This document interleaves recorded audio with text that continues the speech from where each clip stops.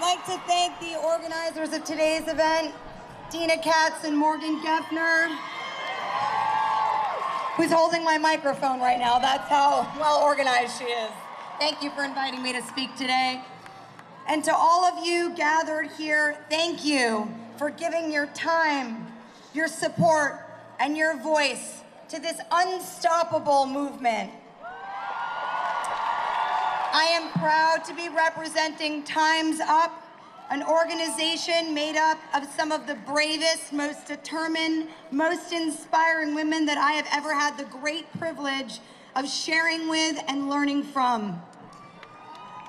In light of the recent revelations regarding abuse of power and sexual harassment and the question of consent versus coercion, I find myself pensive, taking time and digging deep to understand where we are and how we got here. My mind baffles.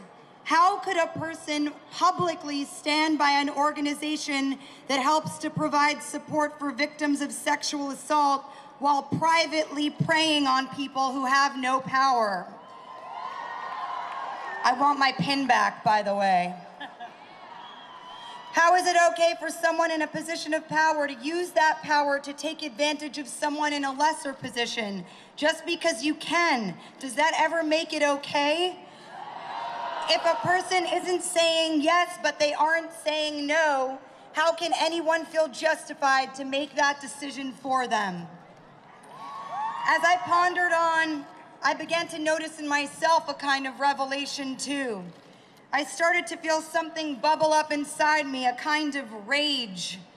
The revelation that this rage wasn't just for these women that were taken advantage of and ignored and unseen, but also on behalf of myself. As the rage settled in, it gave way to other feelings, sadness and unexpectedly guilt and grieving. And suddenly I was 19 again.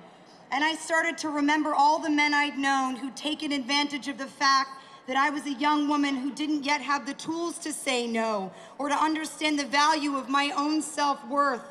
I'd had many relationships, both personal and professional, where the power dynamic was so off that I had to create a narrative in which I was the cool girl who could hang in and hang out. And that sometimes meant compromising what felt right for me. And that seemed okay, compromising my voice and therefore allowing myself to be unseen and degraded, and whether it was intended by the other party or not, because it allowed me to have the approval that women are conditioned to need. I was coming from a place, like so many young women do, of feeling like my creative value and my professional value and my sexual value could only be measured by the approval and desirability of a man. Even if I had come from a household where the conversation about self-respect was prioritized, just being a woman stacked the cards against me. Because for so many centuries, women have been taught to be polite, to please, and to pander.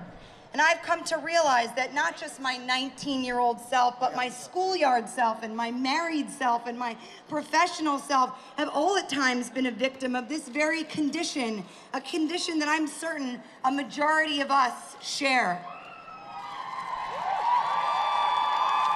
I never completely absorbed the Me Too phrase because I took the phrase at face value, but I've come to realize that while Me Too means different things to different people, to me, it is very simply the ability to empathize with the visceral realities of this condition. I want to move forward. And for me, moving forward means my daughter growing up in a world where she doesn't have to be a victim of what has cruelly become the social norm, that she doesn't have to fit into the bindings of the female condition. Time's up on the female condition. Gender equality can't just exist outside ourselves, it must exist within. We must take responsibility, not just for our actions, but for ourselves. We must make it our responsibility to feed our own healthy ego, to teach our children to exercise their own autonomy and ego strength by leading by example. I have recently introduced a new phrase in my life that I would like to share with you. No more pandering. No more feeling guilty about hurting people's feelings when something doesn't feel right for me. I have made a promise to myself to be responsible for myself, that in order to trust my instincts, I must first respect them. I am finally on a path of forgiveness, not for the people who took advantage of my conditioning to pander, but forgiveness of myself. Forgiving the girl who felt used and heartbroken and confused and guilty and taken advantage of and weak. I stand before you, someone that is empowered not only by the curiosity about myself and by the active choices that I am finally able to make and stand by, but by the brightness of this movement, the strength in the unity that this movement has provided. It gives me hope that we are moving towards a place where our sense of equality can truly come from within ourselves. Thank you.